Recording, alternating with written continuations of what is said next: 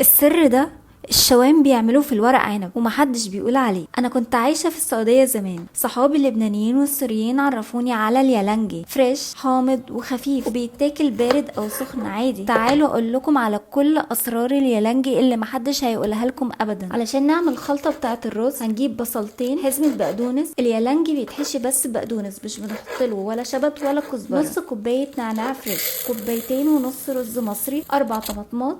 هنضيف البصل والبقدونس والنعناع، عصير نص ليمونه كبيره، 3/4 كوب زيت زيتون، ربع كوبايه دبس رمان، ملح وفلفل، والاهم والسر المميز اليالنجي معلقه بن مطحون بيوازن طعم دبس الرمان ومش بيبان خالص في المحشي الورق عنب. هنقلب كله مع بعض وهنحشي.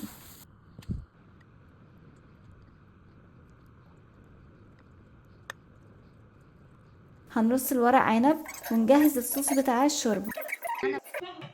ربع كوباية زيت زيتون، معلقتين كبار دبس رمان، النص التاني لليمونة، معلقة صغيرة ملح ومعلقة كبيرة صلصة. نضيف الصوص ده على كوبايتين ونص مية. والسر التاني بتاع المحترفين، ورق العنب بنغطيه بورق عنب سايب علشان نحمي الطبقة الأولى إن لونها يسود أو يتغير. نحط طبق أو تقل ونسويه على نار هادية لمدة ساعة ونص بعد الغليان. بصوا بقى لما استوى اللون بتاع الورق السايب اتغير ازاي، لكن المحشي نفسه محتفظ بلونه. نعصر نص ليمونة كمان. مش متخيلين الريحة يا جماعة رهيبة. هنسيبه لما يبرد خالص ونقلب. والله كان نفسي اوريكم الطبقات واعمل فوتو سيشن لليالنجي، بس للاسف كنت عامله عزومه وبيستعجلوا الاكل وجعانين. لكن يكفيني الكومنت بتاع يوسف التلقائي اثناء العزومه وانا بحاول اصور الورق عنب.